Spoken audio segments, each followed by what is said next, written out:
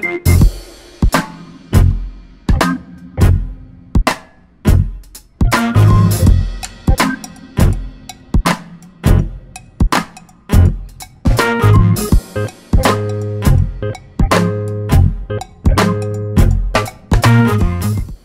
tal? Hoy nos acompaña Ezequiel Valenzuela, él es decano de la Facultad de Educación de la Universidad Inca Garcilaso de la Vega. ¿Qué tal, Ezequiel? Bienvenido.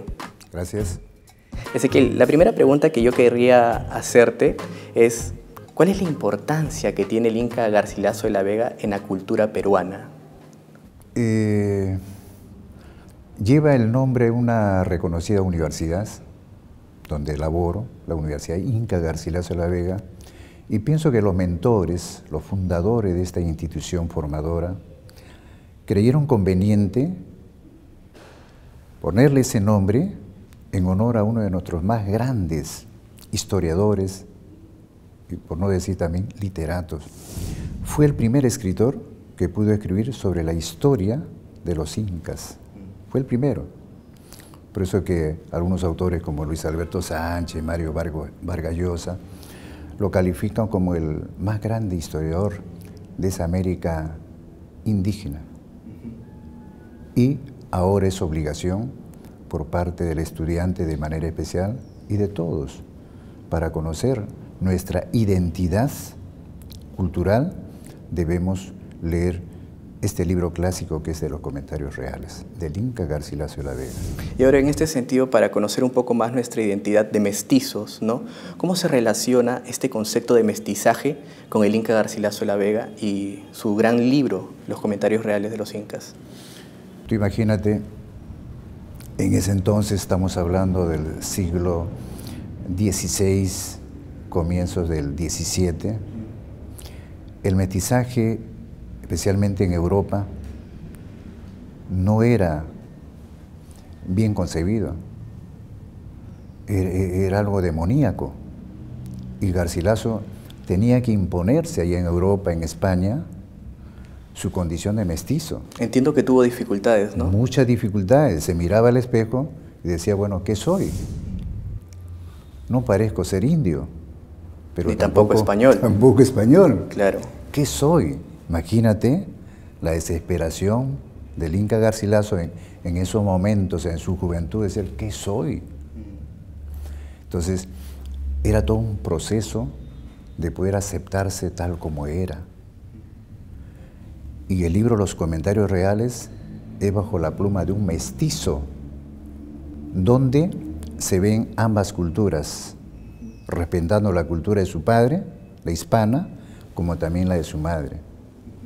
¿Tú te imaginas, después de cerca de 50 años de haber salido del Perú, del Cusco, estar en tierras lejanas, tener una prodigiosa memoria para poder escribir este libro monumental de los Comentarios Reales?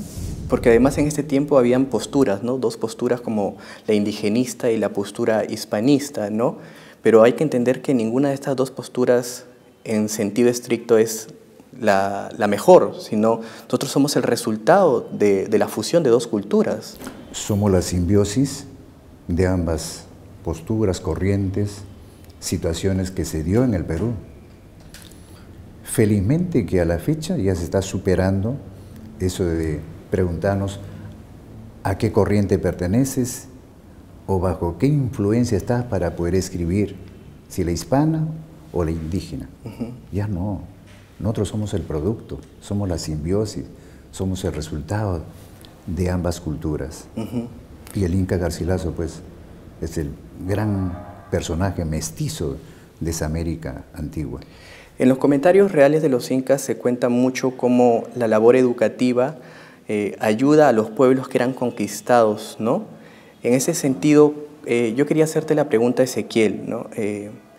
¿Cómo es que los pueblos conquistados se veían influenciados positivamente por los incas? Buena tu pregunta, y eso lo vengo pensando ya hace algún tiempo, de ampliar, o en todo caso hacer investigaciones sobre los Comentarios Reales del Inca Garcilaso, porque la labor educativa la encontramos en esta obra, desde Manco Cápac y Mamaolo, que salen, ¿no? Dos personajes mitológicos. Los iniciadores. Claro, son los iniciadores de la cultura incaica, lo que salen para formar, para instruir a pueblos que no tenían la civilización adecuada, a educar, en fin. Algunos salvajes, ¿no? Así es, para que tengan mejor calidad de vida. Pero a tu pregunta específicamente, ¿quiénes cumplían esta labor de ir a colonizar pueblos conquistados por los incas? Porque los incas hay que reconocer que fueron pueblos militarmente bien formados. Conquistaban pueblos y llegó a ser la cultura o la civilización más grande de esa América antigua. Los mitmacunas o mitimaes, como algunos quieren llamarle, eran poblaciones que iban a esos pueblos conquistados para llevar la cultura de los incas, de manera especial que la religión, el dios sol y la lengua, el runasimi, que ahora se conoce con el nombre de quechua. Quechua es una palabra española, el runasimi. Esos dos elementos culturales imponían, entre comillas, a esos pueblos conquistados, pero acompañado a ellos les enseñaban a cómo mejorar la calidad de vida, cómo hacer acequias, cómo realizar mejores cultivos, etcétera, claro. Y en este sentido, Ezequiel, no solamente los conquistaban, sino también respetaban, ¿no? Por ejemplo, el tema de sus dioses. Exacto. Esa virtud tenían los incas, que supieron respetar las costumbres, su cultura, su lengua, su religión. Y cuando hace un momento manifesté que imponían la lengua y la religión, entre comillas, simplemente era porque era el dios oficial, la lengua oficial, pero respetando las costumbres y la cultura propia de cada pueblo conquistado. Ahora, si bien es cierto, los incas se basaron mucho en agricultura y enseñaron mucho sobre esto, mucha técnica de por medio, pero no solamente la técnica estuvo presente, sino también insistieron en los principios moralistas, ¿no? Sí. Que es algo muy importante que se resalta mucho acerca de los incas, sí. ¿No? Por ejemplo, ahí se distingue claramente la labor de Pachacútec. No te olvides que Pachacútec fue el... noveno inca. Claro, el transformador de lo que fue la civilización del Tahuantinsuyo, el que amplió las fronteras, el que le dio el nombre de Estado al Estado incaico y pudo ampliar sus fronteras, y donde vemos en él no solamente una labor excelente en cuestiones de política, cuestiones militares, sino sobre todo en cuestiones de derecho, de moral, de buenas costumbres, y a través de las sentencias pudo inculcar en su pueblo y en los pueblos conquistados de cómo conducirse mejor en la sociedad, cómo respetar las normas, cómo no alejarse de ellas, cuáles eran los castigos que podían darse. Claro. En fin, eso está en las sentencias de Pachacútec. Claro. Y quería hacerte una pregunta un poco para que nuestro público entienda y relacione los conceptos y los nombres, ¿no? ¿Qué papel cumplían los amautas, los arabicús, ¿no? Los quipucamayus, ¿no? Dentro de esta organización que eran los incas, ¿no? Dentro del imperio? Bueno, eran los hombres del saber. Los amautas eran los clásicos maestros. Y yo, una visión particular, los coloco como los maestros que tenían que estar al costado del inca, del monarca, una especie de asesores. Eran pues los veedores del conocimiento, eran los enciclopedistas. ¿Qué hacía el arabico? El arabico era pues el poeta que cantaba y glosaba los hechos históricos para que no se pierdan a través de la memoria, para que no se pierdan en la colectividad por generaciones. El de las grandes prosas, pues, ¿no? Las grandes prosas.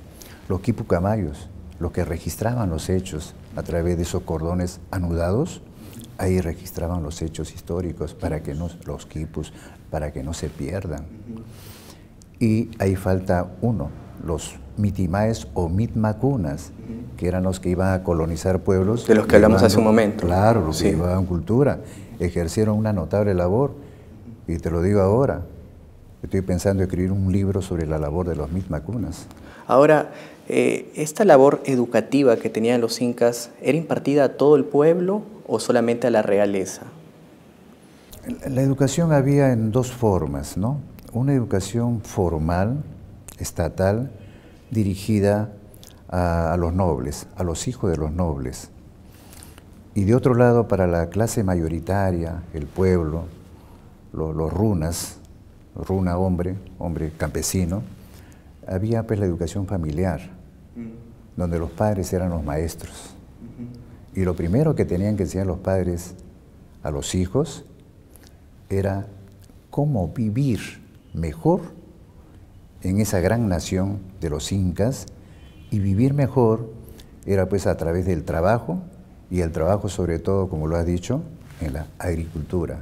Y cómo mejorar las técnicas de trabajo en la agricultura, eso era labor de los incas, que se preocupaban bastante. A pesar que habían tierras de cultivo para el inca, para el dios Sol y para el pueblo, en época difícil, porque toda la vida vio sequías, situaciones malas, anómalas, el inca prefería lo que se cultivaba en sus tierras pasen para el pueblo, para que el pueblo no sufra.